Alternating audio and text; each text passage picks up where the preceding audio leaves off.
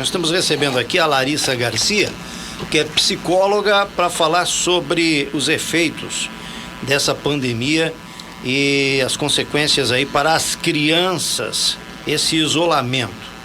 É um assunto sempre bastante pertinente, porque eu sei que tem muito pai aí que está ficando de cabelo em pé, né, com essa situação. Seja bem-vinda, bom dia, tudo bem? Olá, vizinha, bom dia, vizinha. Tudo bem, verdade.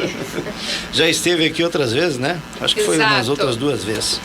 Bom, qual é a orientação que você passa já estamos aí 1 ano, 12 meses do coronavírus e a convivência com a doença e também com o comportamento das pessoas em relação à doença, né?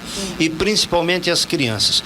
Que tipo de informação você recebe lá no consultório dos pais? E qual é a preocupação mais pertinente deles em relação em administrar a garotada?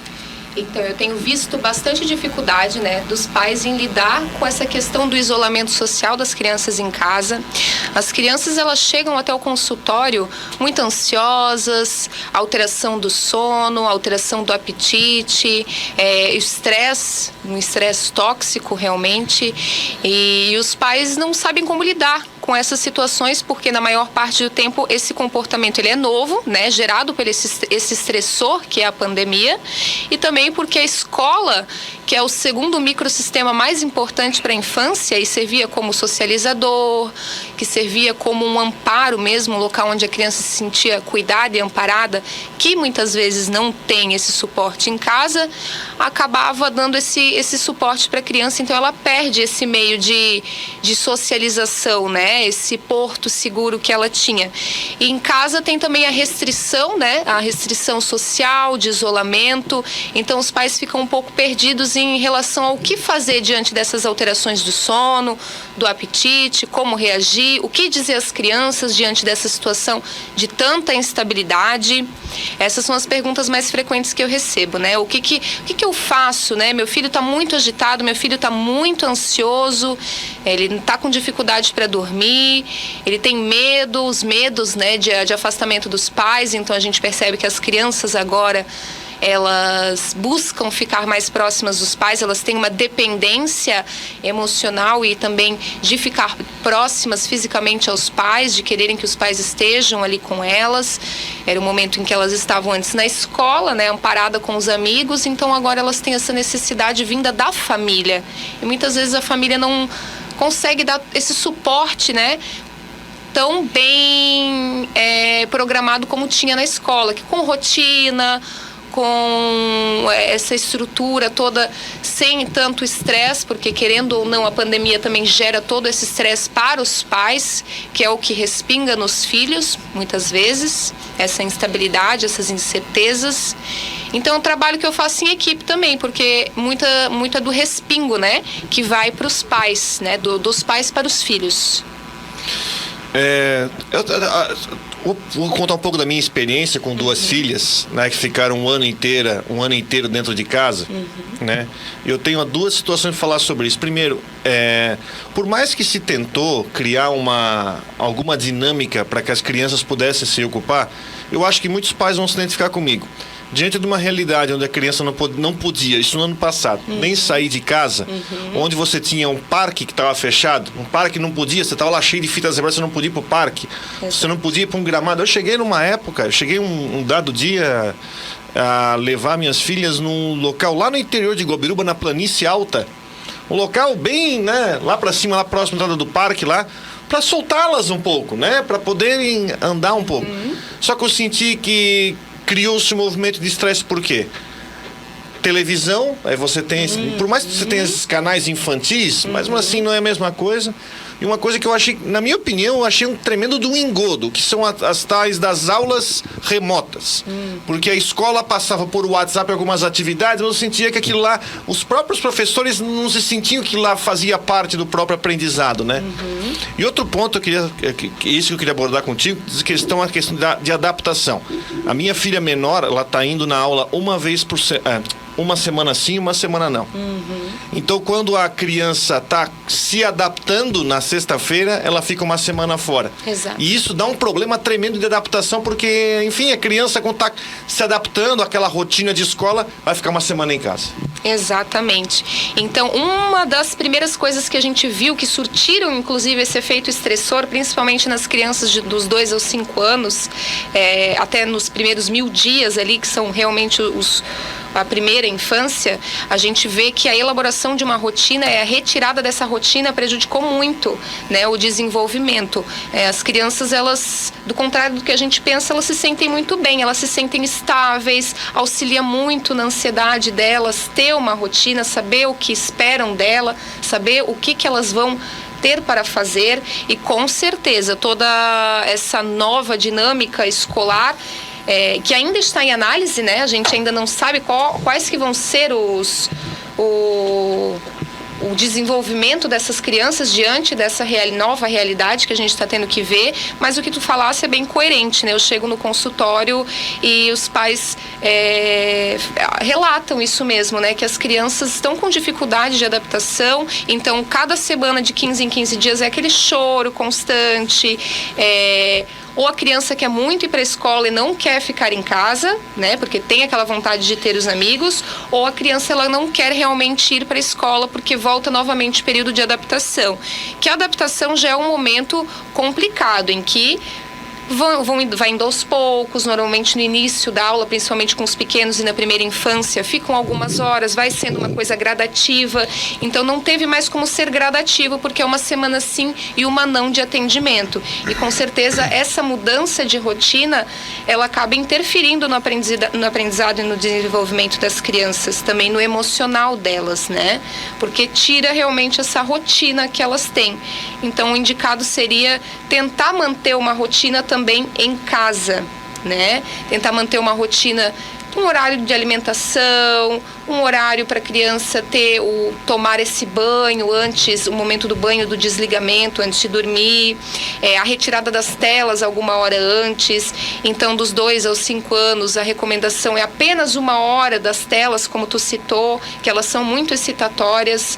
Em relação ao isolamento também, quando não tiver a oportunidade de soltar essa criança em algum lugar e de levá-la em algum lugar, permitir que ela se aventure dentro de casa, pule no sofá, corra, brinca dentro do terreno, tentar compreender também que esse momento é atípico e que a gente está dando para ela o que ela tem naquele momento, naquela situação, é isso que a gente pode oferecer para ela. Larissa, a gente não tem quem não tenha sofrido os impactos, né? Nós estamos falando aqui de crianças, mas eu mesmo, sofri isso lá uns meses atrás, tive um problema muito sério de sono, né? E reflexo também dessa tensão toda da pandemia. Mas a grande pergunta que muitos pais provavelmente fazem, o Rodrigo tem 2 filhas, eu tenho filhos em idade escolar também, é para frente, porque é inegável que isso vai trazer um reflexo lá na frente. Isso é inegável. Como minimizar isso, né? Nós estamos falando aqui de situações que podem ser aplicadas agora, mesmo uma questão de espaço físico, tal, que não se tem muito, mas como minimizar lá na frente para que essas crianças não venham a refletir essa situação agora na sua vida de adolescente ou até mesmo de adulto? Certo, Valdomiro, então, primeiramente, né, é importante ressaltar que toda essa questão do estresse nas crianças, de onde que ela vem também, né, dessa questão da pandemia, vem da instabilidade, da incerteza que os próprios adultos, nós mesmos temos diante dessa situação. Então, o agravamento da situação econômica deixa os adultos estressados, e isso vai o quê?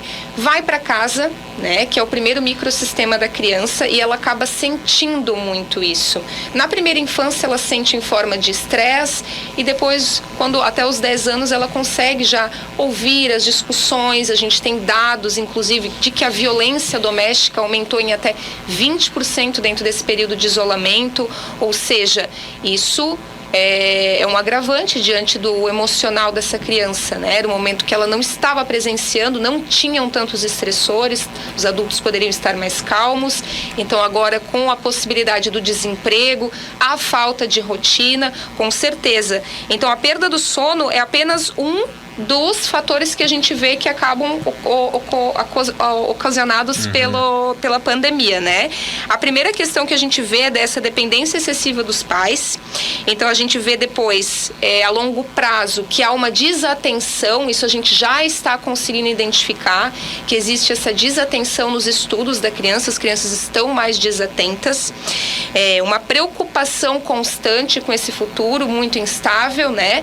É um isolamento. O que eu vou pegar esse vírus, eu vou pegar essa doença, medo de um inimigo invisível. Muitas famílias tendo que explicar para os seus filhos o que aconteceram com seus parentes, muitos perderam entes queridos. Então, isso também é um fator estressante, que vão ocasionar também esses problemas de sono, falta ou excesso de apetite, a gente também consegue ver. Pesadelos diante também desses fatores estressantes, e desconforto e agitação.